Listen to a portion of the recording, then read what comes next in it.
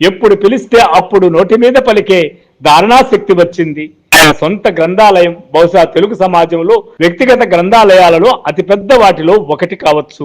నీతమైన చదువు లేకపోవడం వల్ల కాజీపేట రైల్వే స్టేషన్ క్యాంటీన్లో ఉద్యోగం దగ్గర నుంచి మిత్రులు తీసిన సినిమాలకు ప్రొడక్షన్ మేనేజర్ దాకా అనేక ఉద్యోగాలు చేసి చిట్ట చివరకు ఎంఏ పొలిటికల్ సైన్స్ చదువుకుని 1960ల చివర విశాఖపట్నం మిస్సెస్ ఏవిఎన్ కాలేజీలో రాజనీతి శాస్త్ర అధ్యాపకుడిగా చేరి 3 దశాబ్దాలకు పైగా అక్కడే ఉన్నారు. తెలంగాణ రైతాంగ సాయుధ పోరాట కాలం నుంచి రావి నారాయణ రెడ్డి, బద్దం ఎల్లారెడ్డి, సుందరయ్య, బసవ పున్నయ్య వంటి ఎందరెందరో సాన్నిహిత్యం ఉన్నప్పటికీ 1960ల మధ్య కాజీపేటలో ఉన్న రోజుల నుంచే ఆయన కొండపల్లి సీతారామయ్య, కేజీ సత్యమూర్తి ఆలోచనలకు దగ్గరయ్యారు. ఇక విశాఖపట్నం జీవితము పొరుగున ఉన్న శ్రీకాకుళ విప్లవోద్యమతో నక్సల్బరితో సంబంధాన్ని ఇచ్చింది.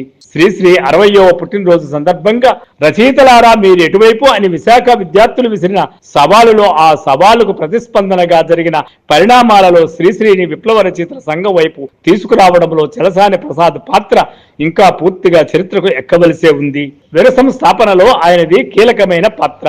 అత్యవసర పరిస్థితి కాలంలో ఆయన జైలుకు వెళ్లారు. నమ్మిన విప్లవ సిద్ధాంతానికి కట్టుబడిన ఆయన పలుమార్లు జైలుకు వెళ్ళాడు. కవిగా, రచయితగా, విమర్శకుడిగా ఆయనకు మంచి పేరుంది. కొడవటిగంటి కుటుంబరావు, రావి శాస్త్రి, కేవీఆర్లతో ఆయనకి సన్నిహిత సంబంధాలుండేవి. పలు గ్రంథాలను ఆయన సంకలనం చేశారు. శ్రీశ్రీ సాహిత్యంపై ఆయనకు ఎనలేని పట్టు ఉంది. సాంస్కృతిక సాహిత్య ఉద్యమాల్లో ఆయన ముఖ్యమైన భూమిక పోషించారు. చలసాని ప్రసాద్కు 2 కూతుళ్లు ఉన్నారు. విప్లవ సాహిత్య ఉద్యమంలో ఆయన చివరి శ్వాస వరకు పాల్గొంటూ వచ్చారు.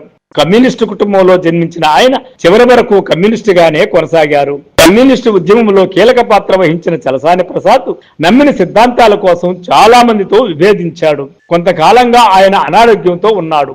ఎమర్జెన్సీ కాలంలో చలసాని ప్రసాద్ జైలు శిక్ష అనుభవించాడు. సాహితీ విమర్శకుడిగా ఎందరికో స్ఫూర్తినిచ్చాడు. విప్లవ రచయితల సంఘం స్థాపనలో శ్రీశ్రీతో కలిసి పనిచేశారు. ప్రజా ఉద్యమాల అణచివేతలపై జీవితకాలం పోరాడారు.